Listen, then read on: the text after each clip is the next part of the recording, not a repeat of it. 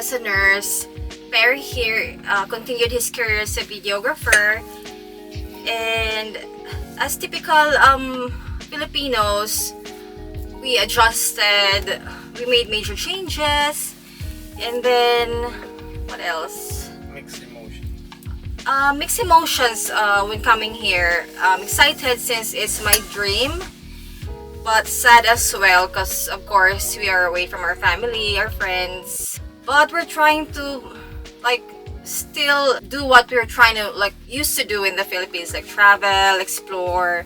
So work and travel balance. That's what we try to do.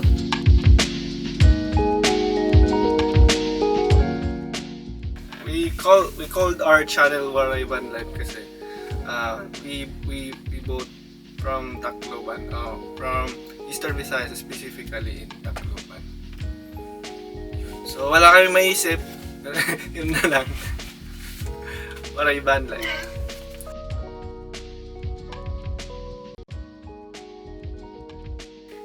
So sa inspiration pala, wala pa sa concept. Kung sabihin natin inspiration, ba't kami gumawa ng camper van? Sa Pilipinas pa lang, nagpa-practice kami ng ganyan na pag once nagta-travel kami, usually nasa vehicle kami nag-stay. Kunwari pag nagsasurf, nagpa-park lang kami along the beach, tas naglalagay lang ng makeshift camper van. Like naglalagay lang kami ng bed, tapos nagdadala ng camper gears. So parang doon pa lang na ginagawa na namin. Tapos nang nandito na kami, nakita namin yung opportunity na may nakita kaming van na medyo mura. So pinili namin. Tapos actually hindi pa namin yung plinano talaga gumawa, as in pasubo lang dahil nakita namin. Tapos at that point naisip namin, ginagawa na pala namin yung camper van dito. Hey, day one! Here's my wife, my daughter, and we are making this van a camper van. We Just remove the chairs. Yeah, just dismantle everything and it's messy. With regards naman sa hitsura niya, pinase namin kung paano namin siya gusto gamitin.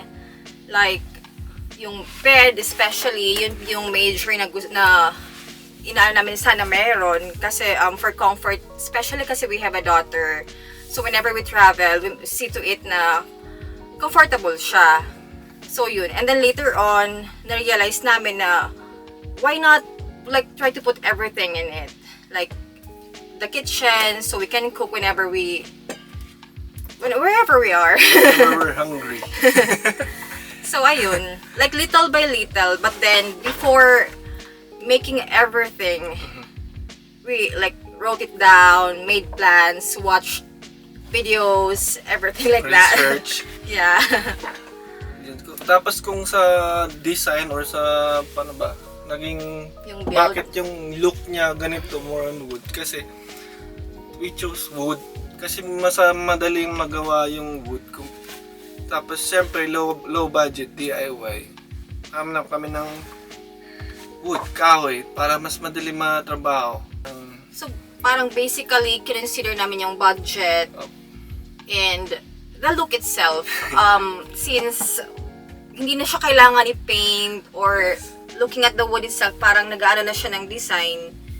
So yung mga kinonsider namin, the look, the budget.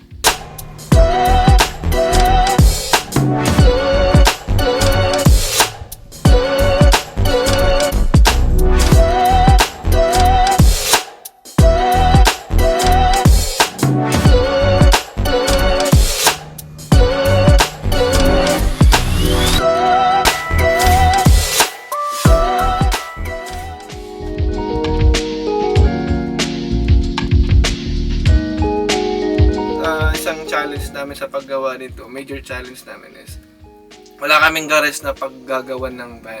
So nasa parking lot lang kami maggagawa. So imagine mo na nasa loob ka lang ng van, doon ka gumagawa, yung van mo, yung pinaka-garage mo. So we make sure na hindi kami mahihirapan, at the same time hindi kami nakakadisturbo ng katabing kotse mo kasi nakapark lang sa parking lot. So yun.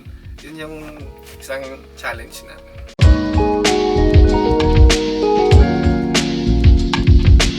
Buying the car, let's see, we saw this posted on Facebook around like mga $2,000, and then we negotiated, and it came to like 1,500, and then having little things fixed, tumabot din ng 500, so that would be 2,000, and then little by little, yung materials, hanggang sa mabuo siya, more or less, mga $5,000 po.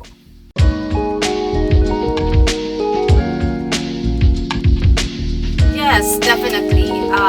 Malaking help siya with regards to expenses, especially accommodation expenses. If you travel here, to be able to get a decent place to sleep or like a hotel, you'll have to spend like $80 to $100. And then, budget-wise, in sa food, like if you're gonna stay in a hotel, you'll have to order food or have it delivered, so that would cost you like bigger amount instead of bringing your food and cooking. So like budget wise, health wise, yeah, definitely nakatulong talaga siya. Yeah, kasi i-compare mo kung mag-hotel ka, just to give idea lang, pag nag-hotel ka, diba, sinabi niya 80 to 100. Instead of yung 80 to 100, mag-spend ka na lang ng $30 to $50 sa campsite. May nature ka na, nasa camp ka na, may adventure ka na, tapos yun, comfortable ka pa rin kasi nasa home ka. Kumbaga, dalawang hitting two birds in One stone.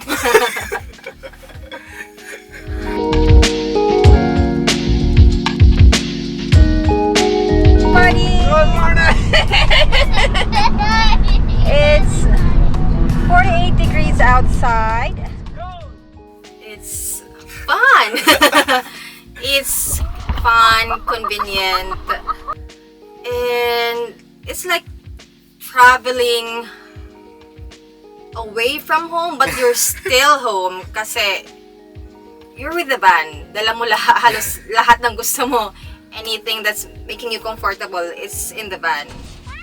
Alam mo yung feeling na nagta-travel ka, tapos anytime mo, anong mangyari, wala kang alalahanin. Kasi, nandyan na lahat. Kung baka anytime antokin ka, magpa-park ka lang. Siyempre, make sure first na safety yung parking lang. Matutulog ka, kasi nasa bahay ka.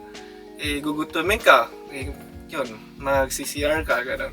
Para nandyan lang, dala mo yung bahay mo. Yung one thing lang yung ima-mind mo is yung gas. gasolina. You'll have to make sure kung alam mo kung anong pinakamalapit na gasoline station. Gasolina at safety yung limit.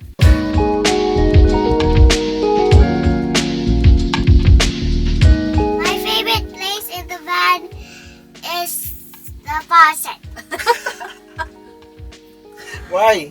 Because I like to splash. For me, my favorite part is the bed, of course, kasi it's cozy, it's comfortable, and whenever we have to travel and I'm from work, so Perry here drives while I sleep. So, still more comfort pa din. Yun nga. Ako, driver seat. Wala naman akong choice.